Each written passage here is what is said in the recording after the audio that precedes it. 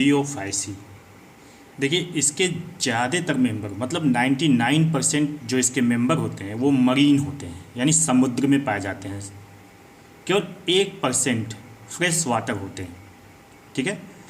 और फियोफाइसी यानी brown algae के जो मेंबर होते हैं इसमें इतना ज़्यादा साइज में वेरिएशन है कि ये छोटे से लेकर बड़े से बड़े आकार में पाए जाते हैं। तो पहली चीज़ तो ये देख लेते हैं, ये मोस्टली मेराइन होते हैं, मोस्टली मरीन। ठीक है। 99% मरीन होते हैं। ठीक। और इसकी टोटल जो है 265 जेनरा है एंड 2000 स्पेसीज। ठीक है। सो फार डिस्कवर, अभी तक खोजी गई है। ठीक है। देखिए ये जो ब्राउन एल्गी होता है ये साइज में ग्रेट वेरिएशन शो करता है, मतलब इसकी साइज छोटे से छोटे लेकर बहुत बड़े आकार तक की हो सकती है। मतलब सो ग्रेट वेरिएशन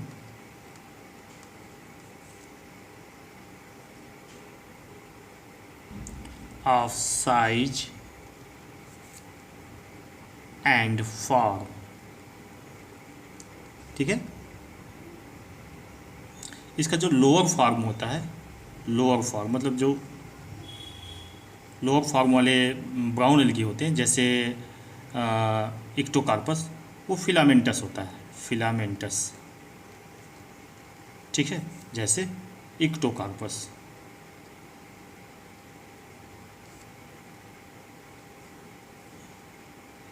ठीक है।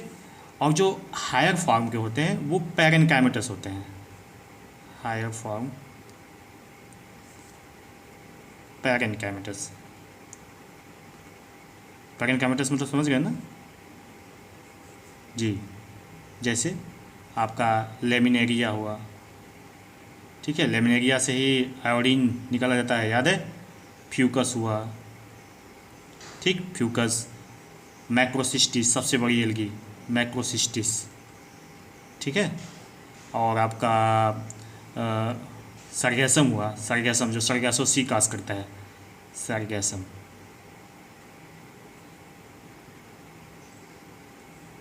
ठीक है। काज सरगैसो सी। देखिए इसमें एक भी यूनिसेलुलर स्ट्रक्चर या यूनिसेलुलर फॉर्म नहीं पाया जाता है। No unicellular form are known, no unicellular form are known. ठीक है। सब मल्टी सेलुलर होते हैं इसमें। ठीक। देखिए जो लार्जेस्ट ब्राउन एल्गी होती है उसको हम केल्प कहते हैं, केल्प, KELP। ठीक। केल्प। ठीक। लार्जेस्ट या larger brown algae, brown algae. ठीक है। जैसे आपका मैक्रोसिस्टिस हो गया, मैक्रोसिस्टिस, मैं बार बार मैक्रोसिस्टिस का नाम ले रहा हूँ ताकि आप लोग को याद रहे। मैक्रोसिस्टिस हो गया आपका, नीरियोसिस्टिस हो गया। ठीक है। फ्यूकस हो गया, लेमिनेरिया हो गया। ठीक है। अब देखिए मैक्रोसिस्टिस, न्यूरोसिस्टिस ऐसे केल्प हैं जिनकी लंबाई 100 मीटर से भी ज़्यादा हो जाती है, 100 मीटर से भी ज़्यादा इनकी लंबाई हो जाती है, 100 मीटर्स। ठीक है। अगर इसके प्लांट बॉडी को देखा जाए तो ये कुछ इस तरह से होता है। देखिए इस तरह से, इस तरह से। ये जो ऊपर वाला हिस्सा इसको फ्रॉन्ट बोलते हैं, ये आपका टाइप हो गया, और ये होल्ड फास्ट हो गया। होल्ड फास्ट के सहारे से वो सबस्ट्रेटम से चिपका होता है। ये होल्ड फास्ट हो गया, होल्ड फास्ट। ये टाइप हो गया, ये फ्रॉन्ट हो गया। Front is the photosynthetic organism. Photosynthesis ज़्यादातर यही करता है, होल्ड फास्ट सबस्ट्रेटम से अटैच करने का काम करता है। इसी तरह से लेमिनेरिया भी होता है। लेमिनेरिया कुछ इस तरह से इसका शेप होता है। ये एक पतला सा स्टिप्स होता है और होल्ड फास्ट होता है। इसमें ये फ्रॉन्ट हो गया, फ्रॉन्ट। ठीक है। फ्रॉन्ट, इसको फ्रॉन्ट बोलते हैं या FROND। स्टिप हो गया, STIPE, ये होल्ड फास्ट हो गया। ठीक। तो ये क्या हो गया, लेमिनेरिया, जिससे आयोडीन निकाला जाता है, लेमिनेरिया। ठीक है। तो मतलब ये हुआ कि प्लांट बॉडी जो होती है होल्ड फास्ट, स्टिप और फ्रॉन्ड में डिवाइड होती है। फ्रॉन्ड जो होता है फोटोसिंथेटिक ऑर्गन होता है, फोटोसिंथेसिस में हेल्प करता है। स्टिप होल्ड फास्ट से फ्रॉन्ड को जोड़ता है। होल्ड फास्ट क्या करता है, सबस्ट्रेटम से अटैचमेंट का काम करता है, ठीक है। लेकिन देखिए जो सरगैसम होती है वो फ्री फ्लोटिंग होती है, मतलब वो समुद्र में तैरती रहती है। क्या होती है, फ्री फ्लोटिंग, ठीक है। और ये मैंने बताया था ना, नॉर्थ अटलांटिक महासागर में ये सरगैसो सी कॉजेस सरगैसो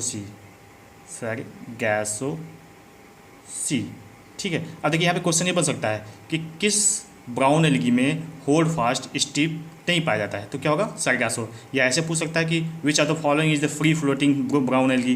अब देखिए ये तैरने में इसके मदद, इसमें देखिए तैरने में जो मदद करता है इसमें एक एयर ब्लेडर होता है, ठीक है, एयर वेस्किल्स को कह सकते हैं, एयर वेस्किल्स।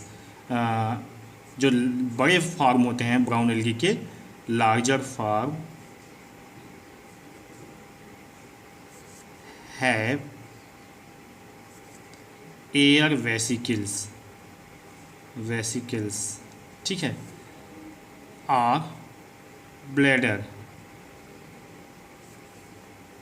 टू प्रोवाइड, जो कि बॉयंसी में मदद करते हैं, प्रोवाइड बॉयंसी, ठीक है। देखिए जैसे ये है एयर ब्लेडर या एयर वेस्किल्स, ठीक है, ये देखिए एयर वेस्किल्स है, ये सब इस तरह से ये क्या करते हैं, बॉयंसी में मदद करते हैं समुद्र के लहरों पर ये, ताकि तैर सके, बॉयंस कर सके। अब देख लीजिए जो सरगासो सी होता है, अब सरगासम के बारे में बता दें, वो ये आपका इधर ये नॉर्थ अमेरिका है और इधर आपका यूरोप है, ठीक है, यूरोप। तो ये बीच में ये क्या है, north Atlantic ocean, north Atlantic ocean, ठीक। इस जगह पे ये न्यूयॉर्क है, न्यूयॉर्क सिटी, ठीक है। ये यहाँ पे आपका बरमूडा ट्रायंगल है, इस जगह पर सरगासो सी पाया जाता है। मतलब ये जो एरिया है अटलांटिक महासागर का, नॉर्थ अटलांटिक ओशियन का, यहाँ पर सरगासम बहुत ही ज़्यादा मात्रा में पाए जाते हैं। अब होता क्या है कि जब शिपिंग इंडस्ट्री जो होती है, मतलब शिप जो आती हैं, बड़ी बड़ी जहाज़ जो आती हैं, तो जब इस एरिया में पहुँचती हैं तो यहाँ पे सरगासम बहुत ज़्यादा होने की वजह से इसको सरगासो सी कहते हैं, सरगासो सी, ठीक। तो जब यहाँ पे ये शिप आती हैं तो जो शिप का प्रोपेलर होता है उसमें ये जो सरगासम जो होता है फंस जाता है, जिससे कि वहाँ पे शिप रुक जाती है और बहुत ही ज़्यादा दिनों तक, एक महीने तक रुकी रहती है, जिससे काफ़ी इकोनॉमिकल लॉस होता है। अब देखिए इसका जो ब्राउन एल्गी होता है, इसका सेल वाल भी बड़ा पिक्यूलियर टाइप का होता है। जो इनर वाल होती है, जैसे ये वाली वाल, वो सेलुलोज की बनी होती है, सेलुलोज की, ठीक है। और इसके ऊपर म्यूसिलेजिनस वाल होती है, इसके जस्ट ऊपर, जो कि एल्जीन की बनी होती है, ठीक है। तो एल्जीन जो होता है ये फाइकोकोलाइड होता है, फाइकोकोलाइड, ठीक है, जो कि ये जिलेटिनस लेयर बनाता है। अब देखिए जो फाइकोकोलाइड जो होता है, जो म्यूसिलेजिनस लेयर होती है, इससे ब्राउन एल्गी को ये फ़ायदा होता है कि जब टाइडल एरिया जो होते हैं, जहाँ पे ज्वार भाटा आता है, तो भाटा के समय पानी जो होता है, समुद्र की लहरें जो होती है अंदर की तरफ चली जाती है, मतलब पानी अंदर की तरफ खिसक जाता है, जिससे कि जो ब्राउन एल्गी जो किनारे की तरफ होती है वो वाटरलेस कुछ समय के लिए हो जाती है, जिससे कि ये जो लसा पदार्थ होता है, म्यूसिलेजिनस लेयर होती है, वो डेसिकेशन से, सूखे से एल्गी की सुरक्षा करती है, ठीक है। तो फाइकोकोलाइड्स of the brown algae, non sulphate polysaccharide होता है, ये नॉन सल्फेट पॉलीसेकेराइड, ठीक है, जो कि प्रिवेंट करता है, प्रिवेंट डेसिकेशन, मतलब सूखे से डेसिकेशन ड्यूरिंग लो टाइड, ठीक है। इसके अलावा फ्रीजिंग अंडर लो टेम्परेचर, मतलब लो टेम्परेचर से भी सुरक्षा करता है। ठीक है, पाला, जैसे पाला मारना होता है ना, and injury when beaten against rock. मतलब समझ आ गया ना, जब लहरें चलती हैं तो ब्राउन एल्गी रॉक पे मतलब थप्पड़ थपेड़े पड़ते हैं उसके, ठीक है, जिससे कि ये जो पॉलीसेक्राइड होता है, जो मिसलेनियस लेयर होती है, वो उसकी सुरक्षा करता है, उसको एक तरह से आप कह सकते हैं कि जर्कलेस बना देता है, जर्किंग से इसको बचाता है अगेंस्ट रॉक। ठीक है, समझ में आ रही है नहीं बात। अब देखिए, फाइकोकोलाइड्स में एल्जीन तो होता ही है, एल्जेनिक एसिड या एल्जीन तो होता है, इसके अलावा फ्यूकोडीन भी होता है, फ्यूकोडीन, और फ्यूसिन भी होता है। ये भी फाइकोकोलाइड है जो कि ब्राउन एल्गी में पाया जाता है। तो आशा है कि समझ में आ गया होगा ये आपको कि इस फाइकोकोलाइड का क्या काम होता है। पहली चीज़, सूखे से बचाना, ठीक है, ड्यूरिंग लो टाइड कंडीशन, मतलब जब पानी की कमी हो जाती है, भाटा के समय, ज्वार भाटा जो आता है ना, तो उसमें डेसिकेशन से बचाता है। लो टेम्परेचर में फ्रीजिंग से बचाता है, और थपेड़े जो रॉक से टकराते हैं, बार बार चट्टानों से टकराने से इंजरी ना हो, उससे ये बचाता है। अब देखिए, जो ब्राउन एल्गी का कलर जो होता है ये बड़ा वेरी करता है, मतलब आपको ये कलर जो होगा ओलिव ग्रीन से लेकर डिफरेंट शेड ऑफ ब्राउन, मतलब ब्राउन कलर के डिफरेंट शेड में आपको मिलेगा। तो आप ब्राउन, ये जानते हैं क्यों होता है? ये उस एल्गी में कितने अमाउंट में फ्यूकोजेंथीन है, फ्यूकोजेंथीन इस पर निर्भर करता है। ठीक है, यानी अमाउंट ऑफ फ्यूकोजेंथीन डिसाइड करता है कि उस जो ब्राउन एल्गी है उसका कलर कैसा होगा, ओलिव ग्रीन होगा या ब्राउन होगा। ठीक है, अब देखिए, पिगमेंट जो होता है इसमें, पिगमेंट जो फोटोसिंथेसिस करता है, हेल्प इन फोटोसिंथेसिस, ये होता है इसमें क्लोरोफिल ए, सी, इसके अलावा जेंथोफिल, ठीक है। तो जेंथोफिल भी कलर के लिए रिस्पॉन्सिबल होता है कि किस कलर का ब्राउन एल्गी होगा। अगर एनसीईआरटी की बात की जाए, according to NCERT, the amount of xanthophyll decide the different colour of the brown algae, it may be olive green और various shade of the brown. ठीक है, जेंथोफिल। अब देखिए, रिजर्व फूड इसमें लेमिनेरिन स्टार्च होता है, लेमिनेरिन स्टार्च एंड मैनिटॉल। ठीक है, देखिए, जो मैनिटॉल होता है ये शुगर एल्कोहल होता है, ठीक। और ये जो लेमिनेरिन होता है ये पॉलीमर होता है 1,3 लिंक्ड ग्लूकॉन। ठीक है, polymer of 1,3 link Glucon, polymer of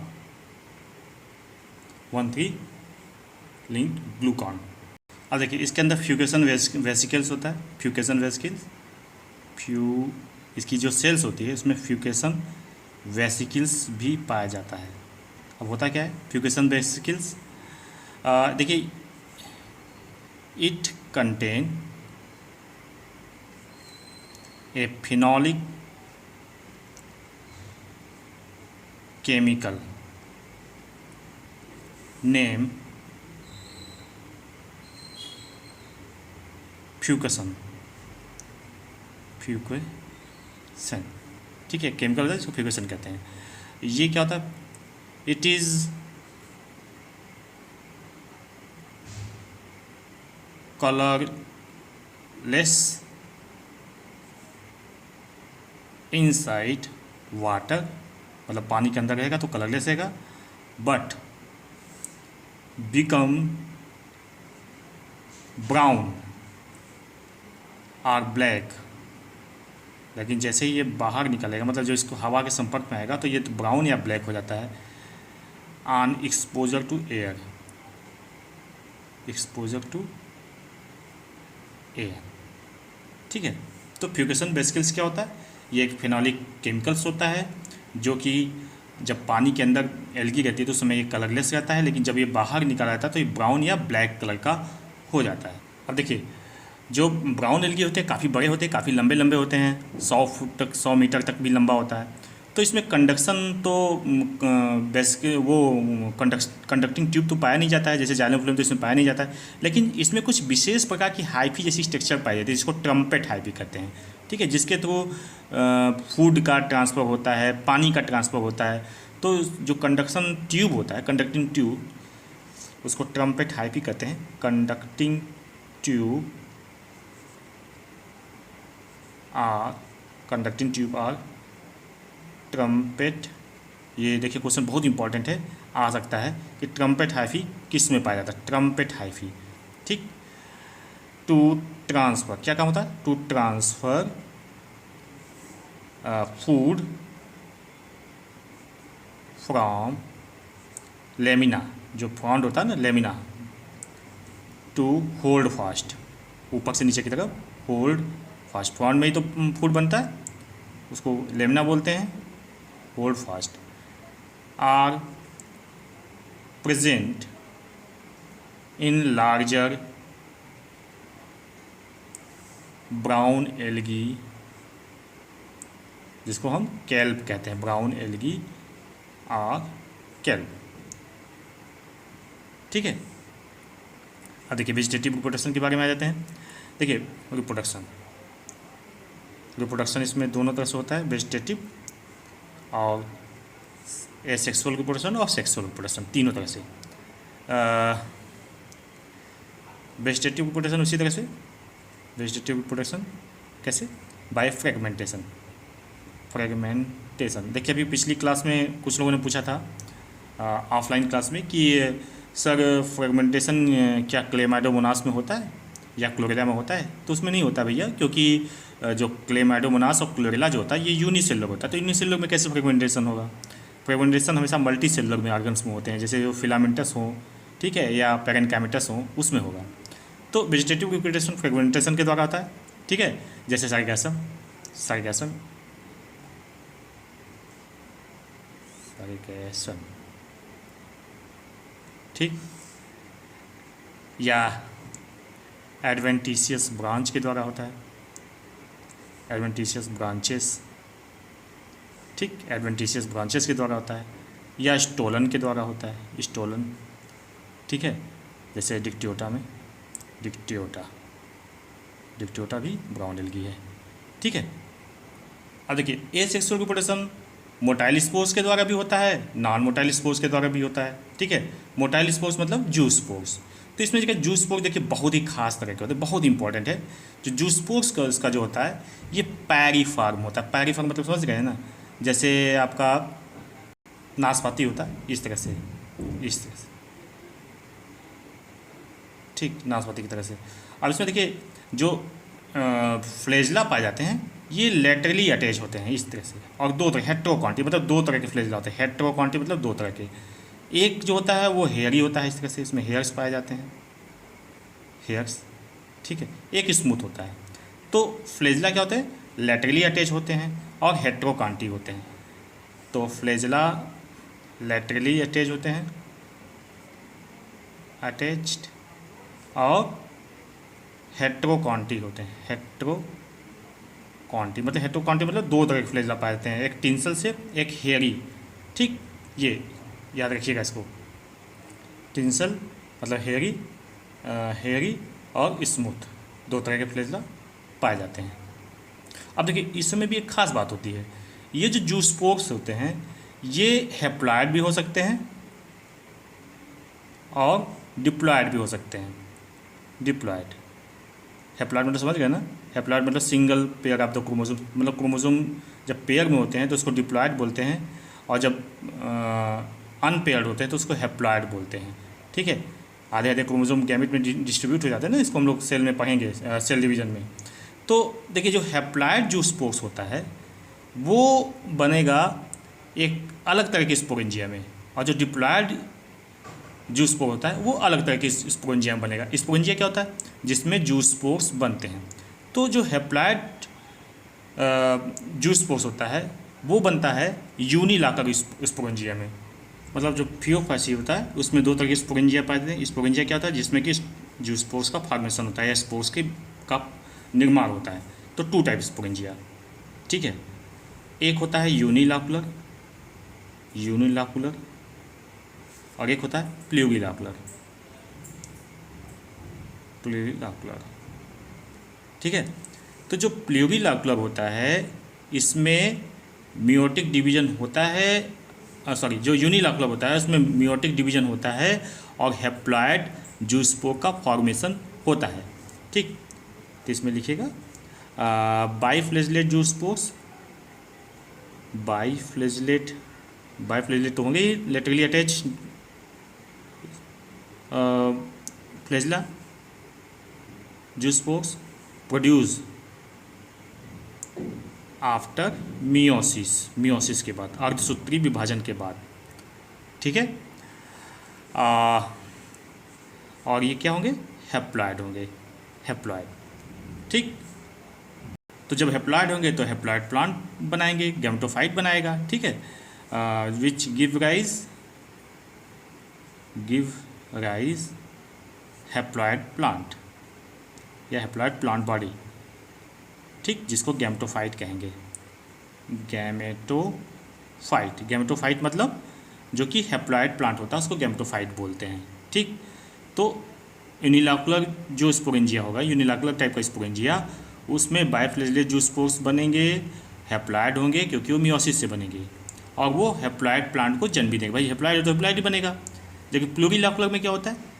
ये जो स्पोरेंजिया होता है ये मल्टी सेलुलर होता है। अब ये देखिए यूनिसेलुलर होता है, यूनिसेलुलर छोटा भी होता है, ये मल्टी सेलुलर होता है इस तरह से, ठीक। ये फिगर में आपको दिख भी रहा होगा यहाँ पे, ठीक है। तो अब ये क्या करता है, इसमें जो स्पोरेंजिया, ये जो स्पोरेंजिया होता है ये डिप्लॉयड जूस्पोर्स को बनाता है, 2n जूस्पोर या डिप्लॉयड जूस्पोर्स। और ये किस पे बनता है? ये डिप्लॉयड प्लांट पे भी बनता है, ठीक है। तो plurilocular sporangia are produce on diploid plant, diploid plant को हम 2n भी दिखाते हैं, डिप्लॉयड प्लांट 2n, ठीक है, डिप्लॉयड प्लांट्स, ठीक है। और जूस्पोर भी डिप्लॉयड होंगे क्योंकि जूस्पोर्स आर डिप्लॉयड, क्यों? Form after mitotic division, meiotic division नहीं, माइटोटिक मतलब सूत्री विभाजन के द्वारा इसमें जूस्पोर्स बनते हैं, माइटोटिक डिवीजन। अब देखिए दोनों में अंतर, यहाँ माइटोटिक डिवीजन होगा, यहाँ क्या होगा? मियोटिक यानी मियोसिस।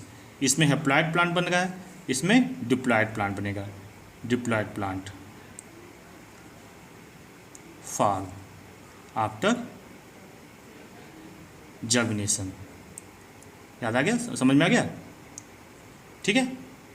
अब देखिए सेक्सुअल रिप्रोडक्शन तीन तरह का होता है, आइसोगेमी, एनाइसोगेमी और ओगेमी। देखिए जो मोटाइल गैमिट होंगे उसमें भी जो फ्लेजला होंगे वो लैटरली अटैच होंगे, ठीक। एक टिंसल शेप होगा, एक स्मूथ होगा। बस ओगेमी में क्या होगा कि जो उसमें जो मेल गैमिट होगा वो मोटाइल होगा और लैटरली अटैच फ्लेजला होगा, और जो फीमेल गैमिट होगा वो नॉन मोटाइल होगा, इस तरह से। और ये जो यूनियन ऑफ गैमिट्स मतलब दोनों गैमिट का जो फ्यूजन होगा ये या तो वाटर में होगा या इनसाइड द ओगोनियम, जहाँ पे ये होगा, ठीक। तो इसको लिख देता हूँ यहाँ पे, यूनियन ऑफ गैमेट्स में टेक प्लेस इन वाटर और इन या विदिन द ऊगोनियम, ऊगोनियम, ठीक है, जिसमें कि ऊगे में होगा, ठीक है।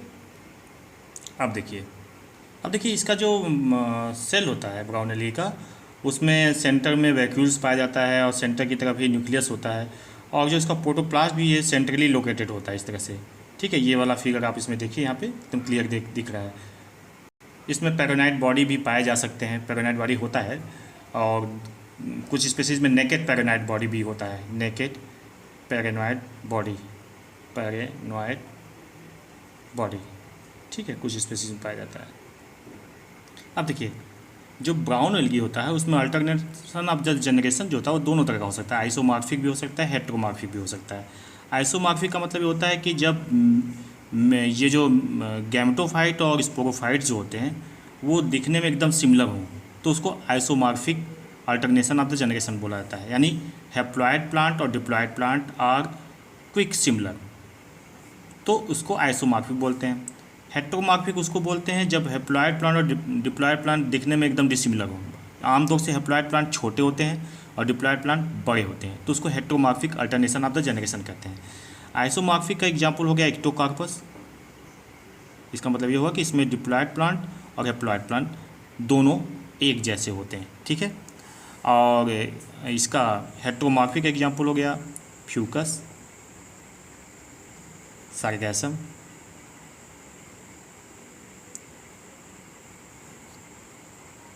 लेमिनेरिया, ठीक है। इसमें हेट्रोमॉर्फिक में जो हैप्लॉइड प्लांट होता है काफ़ी छोटा होता है और डिप्लॉइड प्लांट काफ़ी बड़ा होता है। अब ब्राउन एल्गी का इकोनॉमिक इंपॉर्टेंस देख लेते हैं। आयोडीन जो होता है फ्यूकस और लेमिनेरिया से मिलता है। पोटास मैक्रोसिस्टिस और नीरियोसिस्टिस से मिलता है। पोटास का यूज़ खाद बनाने में किया जाता है। इसके अलावा जो सोडियम लेमिनेरिन सल्फेट जो होता है ये ब्लड एंटीकोगुलेंट का काम करता है। ब्लड एंटीकोगुलेंट, जो ब्लड एंटीकोगुलेंट जो दवा बनाई जाती है ये उसमें ये यूज़ किया जाता है। अब देखिए डर्विलिया जो होता है ये वर्म एक्सपेलिंग, मतलब वर्म एक्सपेल करने की प्रॉपर्टीज़ के अंतर्गत होती है। वर्म एक्सपेलिंग प्रॉपर्टीज़, ठीक है। अब देखिए ब्राउन एल्गी फूड के रूप में भी यूज़ किया जाता है, जैसे लेमिनेरिया जिसको कोम्बू भी कहते हैं, मैक्रोसिस्टिस, सार्गैसम, एलेरिया आर एडिबल ब्राउन एल्गी, ठीक है। देखिए एलेरिया जो होता है इसको सारूमेन भी कहते हैं, सारूमेन, ठीक है। इसके अलावा एल्जेनिक एसिड जो होता है जो कि इसके सेल वाल से प्राप्त किया जाता है, इसका यूज़ आइसक्रीम इंडस्ट्री में, ऑइंटमेंट में, टूथपेस्ट बनाने में, कॉस्मेटिक में, क्रीम में, शैम्पू में, ठीक है, टेक्सटाइल इंडस्ट्री में, फोम प्रूफ में, प्लास्टिक में, साउंड प्रूफिंग में, हर जगह किया जाता है इसका। इसको हम लोगों ने पिछली क्लास से पढ़ लिया है, तो आज इतना ही कहने देते हैं।